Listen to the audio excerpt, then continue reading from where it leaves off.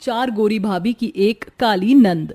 माँ मेरी रोटी में घी लगा दो ना। तो क्या करेगी घी खाकर, तेरे लिए नहीं है घी, सिर्फ तेरे भाई की रोटी में ही लगेगी। हाँ माँ सही कहा, इसकी रोटी में घी लगाने की जरूरत नहीं, वैसे ही इतनी काली है और घी खा खा के और मोटी हो जाएगी। काले रंग होने के चक्कर में वैसे भी लड़के वाले इतना दहेज मांगते हैं और अगर मोटी हो गई तब तो पता नहीं कितना मांगेंगे। वैष्णवी का काला रंग होने के कारण उसकी माँ और उसके चारों भाई उसके साथ बहुत भेदभाव करते थे। ऐसे ही कुछ दिन गुजरते हैं और पुष्पा के चारों बेटों को देखने के लिए लड़की वाले आते हैं। मुझे अपनी चारों बेटी के लिए आपके ये चारों बेटे बेहद पसंद हैं। हमारी तरफ से रिश्ता पक्का समझे। सभी लोग हंसी मजाक करते चाय नाश्ता कर रहे होते हैं। तभी चारों लड़कियों में से हिमानी की नजर दूर खड़ी वैष्णवी पर जाती है। मम्मी जी, वहाँ दूर खड़ी वो लड़की कौन है काले रंग की? मैं देख रही हूँ वो कब से हमारी तरफ देखी जा रही है। वह हमारे घर की नौकरानी है बेटी। अच्छा नौकरानी? हाँ हाँ नौकरानी ही है, तुम चाय नाश्ता करो ना। कुछ देर बाद गंगा अपनी चारों बेटी का रिश्ता पक्का करके वहां से चली जाती है। क्योरी, तुझे कहा था ना अपना ये काला थोपड़ा लेकर अपने कमरे में रहने को, लेकिन तुझे बात समझ नहीं आई। लड़की वालों के पास आना जरूरी था अपना ये काला कलूटा मुंह लेकर। गलती हो गई माँ, माफ कर दो। कुछ दिनों बाद पूरी विधि विधान के साथ पुष्पा के चारों बेटों की शादी हो जाती है। पुष्पा गृह प्रवेश करती हुई। बाप रे बाप, मेरी चारों बहू कितनी गोरी हैं, दूध की तरह पूरा मक्खन मलाई शरीर है मेरी बहू का तो, और मेरी एक खुद की बेटी एकदम काली कलूटी। आओ बहू, घर के अंदर आओ।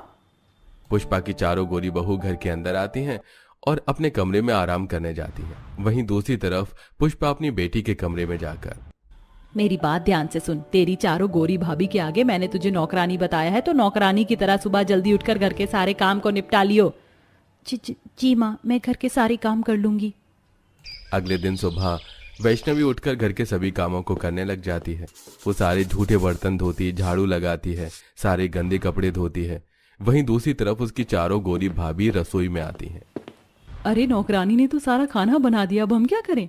चलो हम लोग माँ जी के कमरे में चलते, उनसे थोड़ी बातें करेंगे। चारों बहू अपनी सास के कमरे में आती हैं जहां उनकी सास होती ही नहीं। अरे माँ जी तो है ही नहीं, कहीं गई होंगी।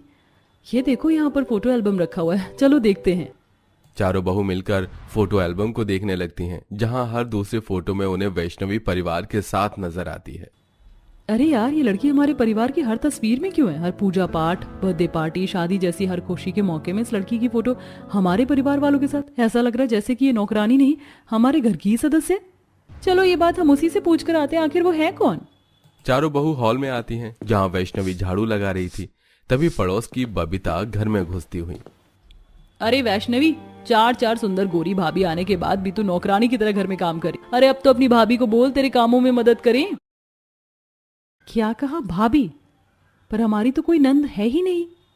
ये सब कुछ सुनकर वैष्णवी झाड़ू पटक कर वहां से रोती हुई अपने कमरे में चली जाती है। मुझे नहीं पता क्या हुआ ये सब, पर मैंने जो भी कहा वो सच कहा है। वो तुम्हारी नंद है, मैं जा रही हूँ, अपने रिश्ते को संभालो। वैष्णवी के चारों भाभी कमरे के अंदर आती हैं। आखिर क्यों तुमने अपना परिचय हमसे नहीं करवाया? क्या हमसे कोई गलती हुई जो हमारी इतनी सुंदर और प्यारी नंद ने हमसे बात करना तक जरूरी नहीं समझा और इतने दिनों से गैरों की तरह हमारे साथ रह रही थी? नहीं भाभी, ऐसा मत बोलिए, ऐसा नहीं है। मेरी तो चारों गोरी भाभी बहुत सुंदर है और मुझे बहुत पसंद है। तो सच क्या है? वैष्णवी अपनी माँ भाई की सारी बातें अपनी चारों भाभी से कहती है। मुझे विश्वास नहीं हो रहा, हमारे पति की सोच ऐसी है और हमारी माँ, उन्होंने तुम्हारे काले रंग की वजह से तुम्हें इस घर की नौकरानी बनाकर रखा है और हमें भी नौकरानी ही बताया। बातचीत इतनी बढ़ जाती है कि धीरे धीरे घर का हर सदस्य वहां एकत्रित हो जाता है। आखिर क्यों माँ जी, आपने ऐसा क्यों किया? और तुम चारों भाई अपनी बहन को काली होने की वजह से कोस रहे थे और अपनी माँ को रोकने की बजाय उनका साथ दे रहे थे। तो और क्या करते, इतनी काली है, ऊपर से न तो इसका कोई रिश्ता हो रहा है और काले रंग की वजह से तुम्हें पता है लोग लाखों की मांग करते हैं दहेज की। बोझ हो गया है हमारे लिए इसका ये काला रंग। चुप करिए आप लोग, खबरदार अब एक लफ्ज भी अपने मुंह से निकाला हमारी नंद के लिए। हमारी नंद कैसी भी हो हमारे लिए बेहद प्यारी है। उस दिन के बाद से वैष्णवी के चारों गोरी भाभी उसे बेहद प्यार से रखने लगती हैं। एक दिन चारों भाभी मिलकर खाना बनाकर वैष्णवी के कमरे में लेकर आती हैं। वैष्णवी आओ खाना खा लो। मेरा खाना कमरे तक लाने की क्या जरूरत थी, मैं खुद आकर खा लेती रसोई में खाना भाभी। वो बात अलग थी वैष्णवी, जब तुम अकेले कोने में बैठकर खाना खाती थी, पर अब हम अपनी प्यारी ननद को खाना अपने हाथ से खिलाएंगे। अब चारों गोरी भाभी मिलकर अपनी काली नंद को अपने हाथ से खाना खिलाती हैं। पानी पिलाती हैं। वैष्णवी अब अपनी चारों गोरी भाभियों के साथ खुश रहने लगी थी। इसी तरह एक दिन सुबह। वैष्णवी तैयार हो जाओ, आज हम पांचों शॉपिंग मॉल जा रहे हैं घूमने के लिए। इस काली कलूटी के साथ जाओगी शॉपिंग मॉल? बेइज्जती हो जाएगी तुम लोगों की। माँ जी, इसकी चिंता आपको करने की कोई जरूरत नहीं। हमारी ननद बेहद खूबसूरत और प्यारी है, हम उसके साथ ही शॉपिंग मॉल जाएंगे। अब तैयार होकर वैष्णवी अपनी चारों गोरी भाभी के साथ शॉपिंग मॉल जाती है, जहां पर वैष्णवी तरह तरह के कपड़ों को ट्राई करती है। वैष्णवी, ये ड्रेस तुम पर बहुत अच्छी लग रही है, बहुत प्यारी लग रही हो तुम। शुक्रिया भाभी, आज से पहले कभी मेरी किसी ने इतनी तारीफ नहीं की। आप चारों बहुत अच्छी हो। शॉपिंग मॉल से बाहर आने के बाद सामने एक ठेले पर भेलपुरी बिक रहा होता है। वैष्णवी, तुम्हें भेलपुरी खाना पसंद है? मुझे तो बहुत पसंद है, तुम कहो तो खाने चले। अरे भाभी, इसमें पूछने वाली क्या बात है, मुझे भी बहुत पसंद है। चलिए ना, खाते हैं मसालेदार चटपटी भेलपुरी। अब अपनी चारों भाभी के साथ खुशी खुशी वैष्णवी भेलपुरी खा रही होती है। तभी वहां से गुजरता एक लड़का। अरे ओ काली कलोटी बैंगन लोटी, लगता है धूप की सारी किरणें तेरे मुंह पर ही पड़ गई हैं। बाप रे, कितनी काली है, कभी फेयर एंड लवली भी लगा लिया कर। अरे ओ, तूने अपनी शक्ल देखी है? चूसे हुए आम जैसी शक्ल तेरी है, सड़े हुए केले के छिलके जैसा तेरा शरीर है। ये चप्पल देख रहा है? इतना मारूंगी ना, कल ठिकाने आ जाएगी तेरी। अरे रहने दीजिए मैडम, इन आवारा लड़कों से मुंह मत लगिए, इनका तो रोज का काम है लड़कियों को छेड़ना। चारों गोरी भाभी अपनी काली नंद को प्रोटेक्ट करती हैं और वहां से घर आ जाती हैं। ऐसे ही कुछ दिन गुजरते हैं और एक दिन लक्ष्मी कहती है, शीतल, डॉली, हिमानी, मैं क्या सोच रही थी कि अब हमें हमारी प्यारी नंद के हाथ पीले कर देने चाहिए। हाँ, तुम सही सोच रही हो, और हर लड़की का सपना होता है दुल्हन बनने का। और सच कहूँ तो मेरी नजर में एक लड़का भी है जो यहीं किशनगंज में रहता है। अब अगले ही दिन डोली अपनी दोस्त पुनीत को चाय पर बुलाती है। वैष्णवी चाय लेकर पुनीत के पास आती है। पहली ही नजर में वैष्णवी पुनीत को पसंद आ जाती है। डॉली के कमरे में जाकर पुनीत डॉली से कहता है, डॉली, ये लड़की कौन थी? ये लड़की पहली नजर में ही मुझे भा गई। सच में? वैसे ये मेरी ननद है, और सच कहूँ तो मैंने तुम्हें बुलाया ही उसके लिए था, पर मुझे लगा कि शायद उसका काला रंग तुम्हें पसंद आए ना आए। रंग से क्या होता है डॉली, मुझे तो उसकी सादगी भा गई है। अब ये बात वैष्णवी को पता चलती है। वैष्णवी बहुत खुश होती है और कुछ दिनों में पूरी विधि विधान के साथ पुनीत और वैष्णवी की शादी हो जाती है। वैष्णवी की विदाई हो रही होती है, तभी वैष्णवी अपनी चारों भाभी से कहती है, माँ, जो प्यार आपने मुझे कभी नहीं दिया, वो सारा प्यार मुझे मेरी इन चारों भाभियों से मिला। मेरी चारों भाभियों के आने के बाद मेरा एक एक सपना पूरा हुआ है और आज मेरी शादी भी हो गई। शुक्रिया भाभी, हर कदम पर मेरा साथ देने के लिए। बेटी, जाते जाते अपनी माँ को माफ करती जा। मैं जानती हूँ मैंने तेरे साथ बहुत बुरा किया। कोई बात नहीं माँ, आप बड़ी हैं, आप माफी मत मांगिए। अच्छा बस, अब आप सभी अपने गिले शिकवे खत्म कीजिए और मेरी प्यारी नंद को खुशी खुशी उसके ससुराल विदा कीजिए। पुनीत, मेरी प्यारी नंद का हमेशा ख्याल रखना। जी बिल्कुल, मैं हमेशा ख्याल रखूंगा। अब काली नंद अपने ससुराल में हंसी खुशी रहती है और अपनी भाभियों से भी मिलने आया करती है। जो मैंने दूध में चीनी पत्ती डाल दिया, जैसे ही चाय में थोड़ा उबाल आ जाए तो अदरक लौंग इलायची कूट कर डाल देना। इतने में लड़के वालों को देख कर आती हूँ, आए कि नहीं। ठीक है मम्मी। मनोरमा के किचन से बाहर जाते पसीने में अंजू चाय खौलाते हुए खिटपिट करती है। इतनी चिलचिलाती गर्मी में चाय कौन पीता है? इससे तो अच्छा मम्मी माजा या स्लाइस की ठंडी बोतल मंगा लेती, फालतू में चाय बनाने का झमेला ही नहीं पालना पड़ता। ये है हमारी प्यारी अंजू, जिसकी गर्मी के मौसम में चाय से कुछ खास बनती नहीं। आज अंजू को देखने लड़के वाले आने वाले थे। पंडित जी, काफी टाइम निकल गया। लड़के वालों ने तो 11 बजे का टाइम देखा देखी का दिया था, अभी तक आई नहीं।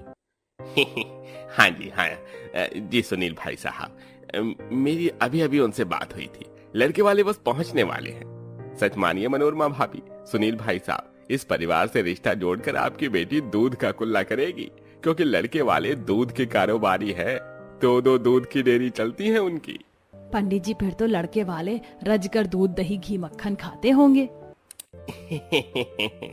जी बिल्कुल सही पकड़े हैं मनोरमा जी। तभी शोभा बनवारी पसीने में भीगी परिवार के साथ आते हैं। नमस्कार जी, नमस्कार पंडित जी, नमस्कार। नमस्कारी बनवारी जी, अरे बड़ी लंबी उम्र है आपकी। अभी आपकी ही चर्चाएं चल रही थी। पधारिए पधारिए। ये लीजिए, होने वाली समधिन जी, ये रबड़ी पेड़े आपके परिवार के लिए खास अपने डेयरी के शुद्ध दूध से हलवाइयों से बनवा कर लाए हैं, चक्कर बताइएगा। धन्यवाद भाई साहब जी, मगर इतनी सारी मिठाई बनवा कर लाने की क्या जरूरत थी? आप लोग बैठिए। भाई साहब, बहन जी, क्या क्या पियेंगे आप लोग, ठंडा या गरम? वैसे आप लोग पसीने पसीने हो रखे हैं, बर्फ वाली शिकंजी बनवा लूं? अरे नहीं नहीं समधी जी, शिकंजी रहने दीजिए, चाय पी लेंगे। कुछ देर में अंजू सबको चाय नाश्ता परोसती है। तभी जेठानी के दोनों बच्चे चाय की भरी कप उठा लेते हैं। ये चाय तो मैं पीऊंगी। देख देख पलक, तुझसे भी ज्यादा चाय मेरे कप में है। हे भगवान, इस घर के बड़ों के आगे तो बच्चे फेल हैं। देखो कैसे भर भर कर चाय पी रहे हैं। भाई साहब, आपकी बिटिया ने चाय तो फर्स्ट क्लास बनाई है। हमारी तरफ से तो रिश्ता फिक्स है। अरे अरे बधाई हो मनोरमा भाभी जी। अब तो जल्दी से आपको मोतीचूर के लड्डू खिला दीजिए। जब दोनों परिवारों को लड़का व लड़की पसंद है तो छेका कर लीजिए। दोनों परिवार वाले अंजू प्रेम की मंगनी कर देते हैं और कुछ दिनों में धूमधाम से शादी करके अंजू ससुराल आ जाती है। हे भगवान, इस भारी भरकम लहंगे में मुझे तो भयंकर वाली गर्मी लग रही है। काश कोई चिल्ड नींबू पानी बना कर दे देता। जूली बहू, ये लो आरती की थाली, अपनी देवरानी का स्वागत करवाओ। जी मम्मी जी, आइए मेरी प्यारी प्यारी देवरानी जी, आपका खूब स्वागत है। कलश गिराकर अंजू गृह प्रवेश करती है। शोभा जी, आज तो बड़ी तगड़ी गर्मी है। मेरा तो टप टप पसीना चू रहा है। मैं तो चला एसी की हवा खाने। बड़ी बहू, एक कप कड़क चाय बनाकर मेरे कमरे में पहुंचा देना। चाय पी लूंगा तो थकान मिट जाएगी। जी अच्छा पापा जी, आप में से किसी और को चाय पीना है? चंचल, चारू दोनों चाय पियोगे ना? ऑब्वियसली भाभी, इसमें कोई पूछने वाली बात है क्या? मेरे लिए तो बड़े कप से बनाना चाय। गर्मी में भी अपने ससुराल में चाय पीने का सुरूर चढ़ा देखकर अंजू मन में खिटपिट करती है। हे भगवान, इतने हाई टेम्परेचर की गर्मी में मेरे ससुराल वाले चाय पियेंगे। देवरानी जी, आप भी चाय पियोगी? जी नहीं जेठानी जी, मेरी चाय मत बनाइएगा, नींबू पानी पी लूंगी। जेठानी जूली सबके लिए चाय बनाती है और अंजू को ठंडा नींबू पानी बना कर देती है। इसी तरह अंजू का उसके ससुराल में अगला दिन चालू होता है। जैसे वह किचन में आती है तो दो बड़े बड़े पतीलियों में भरा हुआ दूध रखा देखती है। इस पतीले में तो कितना सारा दूध पड़ा है। लगता है आज मेरी पहली रसोई है ना, तो सासू जी ने खीर और मिठाई बनाने के लिए मंगवाया होगा। इतने में सास जेठानी अंदर आती हैं। प्रणाम माँ जी, मैं आपके पास पूछने आ रही थी। मैं सोच रही हूँ सबके लिए छोले पूरी, मटर पनीर, पुलाव के साथ शाही टुकड़ा, रसमलाई वगैरह भी बना लूं। अरे बहू, इस दूध में मिठाई नहीं बल्कि चाय बनेगी। इतने सारे दूध में चाय बनाने की बात से अंजू चौंक जाती है। क्या कहा? इतने सारे दूध में चाय बना दूं? माँ जी, ये तो काफी ज्यादा हो जाएगा। देवरानी जी, हम लोग स्पेशल चाय पीते हैं तो सुबह की चाय में 10 किलो दूध की खपत हो जाती है। एक एक बंदा 4-5 कप चाय पीता है। बहू, अब सारा सामान बाहर ले चल, वहीं चूल्हा डाला हुआ है, उसी पर बनाना है। अच्छे से अदरक, इलायची, लौंग कूट कर डालना, जायका आए ताकि। जी मम्मी जी। चिड़चिड़ करते हुए अंजू चीनी, चाय पत्ती, भगोना, छन्नी, कप आंगन में लाती और चाय चढ़ाकर आटा गूंथने लगती है। भैंस की आंख, इतनी गर्मी में इतना सारा चाय बनाकर मैं तो पसीने में नहा गई। कहाँ फंस गई? अंजू, और कितना टाइम लगाओगी यार? फटाफट से चाय पराठे ले आओ। खाकर मुझे ऑफिस भी निकलना है, लेट हो रहा है। सचमुच बहू, तूने बड़ा टाइम लगा दिया। अरे चाय बनाने को बोला था तुझे, कौन सी बीरबल की खिचड़ी बनाने में लग गई? जी बस बन गई, मम्मी जी लाई। पसीने में तरबतर अंजू बड़बड़ करते हुए चाय छानती है। हे भगवान, मेरे चाय के चासूड़ ससुराल वालों को बस चले तो इसी में डूब मरे। चाय नहीं हो गया, बवाल हो गया। अंजू चाय परोसती है, सब लोग सुड़ सुड़ करके चाय पीते हैं।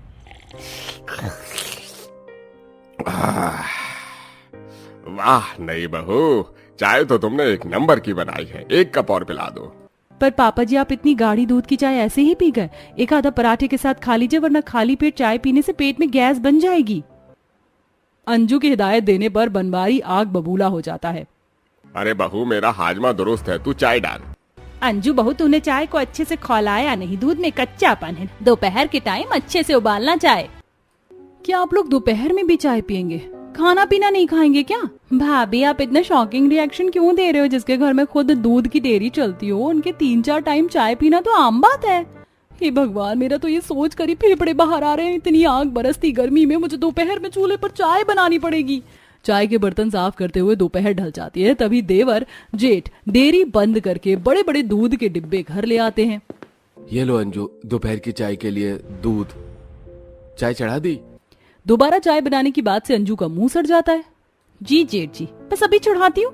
हे भगवान, इस चाय पीने वाले ससुराल में शादी करके मैं तो बड़ा पछता रही हूँ। चिढ़े मिजाज से अंजू चूल्हे पर चाय बनाती है, जहां दोपहर के चमकते सूरज के चलते उसके शरीर पर लाल लाल दाने निकल जाते हैं। काफी लू भी चल रही थी। तौबा तौबा तौबा, इस तपतपाती धूप में चाय बनाकर मेरा तो कचुम्बर निकल गया। तभी जेठानी के दोनों बच्चे स्कूल से आकर बस्ता पटकते हुए सीधा चाय की खुशबू सूंघ कर बाहर आते हैं।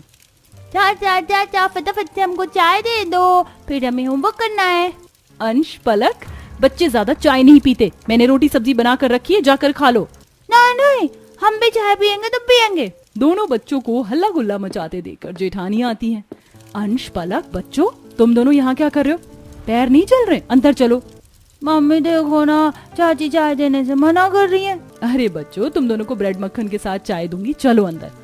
बड़ी तो बड़ी, इस घर के बच्चे भी एकदम लतखोर हैं।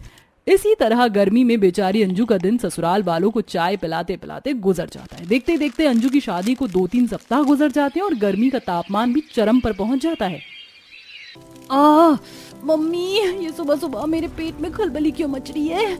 इतनी गर्मी में चाय पीने का नतीजा है। गुड़गुड़ पेट पकड़े अंजू चूल्हे पर चाय छोड़कर बाथरूम की तरफ भागती है। कौन है अंदर? दरवाजा खोलो। भाभी, मैं हूँ अंदर। चारू, जल्दी से बाहर निकलो, नहीं तो बाथरूम के बाहर खड़े खड़े ही मेरा रायता फैल जाएगा। भाभी, पहले मेरा तो होने दो, कब्ज बनी पड़ी है। इतनी गर्मी में 10-10 कप चाय पियोगी तो कब्जी बनेगी। अगले ही पल चारू गुस्से में बाथरूम से बाहर आती है। भाभी, don't underestimate power of the tea lover, समझिए आप? चाय के खिलाफ कुछ नहीं। लाख समझाने के बावजूद भी अंजू के ससुराल वालों के सर से चाय का फितूर नहीं उतरता। ज्यादा चाय पीने से उन्हें भूख न लगने की समस्या बन जाती है। वहीं सास ससुर का शुगर लेवल बढ़ने लगता है कि एक सुबह इन चाय के दीवाने ससुराल वालों ने मेरी नाक में दम करके रख दिया। आज इन्हें मजा चखाना पड़ेगा। अंजू चिढ़कर चाय में खूब सारी चीनी डालकर उसे खूब मीठा कर देती है। मम्मी जी, पापा जी, जेठानी जी, चारू, चंचल, चाय ले लीजिए। चलो भाई साहब, अपनी अपनी चाय ले लो। एक घूंट चाय पीते ससुर का मुंह चढ़ जाता है। बहू, ये तूने आज की चाय जरूरत से ज्यादा मीठी नहीं कर दी? रसगुल्ले की चाशनी लग रही है। पापा जी, मैंने तो हिसाब से चीनी डाला था। वो इतना लंबा चौड़ा परिवार है ना चाय पीने वाला, इसीलिए अंदाजा नहीं मिल पाया। नाक मुंह सिकोड़ कर ससुराल वाले मीठी चाय भी गड़ागड़ पी जाते हैं, लेकिन सबकी जुबान चिपचिप करने लगती है। मगर एक दिन सास की तबीयत बिगड़ जाती है। परिवार वाले घबरा कर डॉक्टर को बुलाते हैं। डॉक्टर साहब, कोई घबराने वाली बात तो नहीं है? देखिए, आपकी माँ का शुगर लेवल और ब्लड प्रेशर काफी ज्यादा बढ़ा हुआ है। अगर इन्हें चंगा भला रहना है तो चाय छोड़नी पड़ेगी। आप लोग चाय और स्वास्थ्य में से कुछ एक को चुन लीजिएगा। आप डॉक्टर के समझाने पर अब शोभा के साथ साथ घर के पूरे परिवार वाले भी ज्यादा चाय पीने से परहेज करते हैं। वहीं गर्मी के मौसम में चाय बनाने की समस्या से हमारी बहू अंजू को भी छुटकारा मिल जाता है।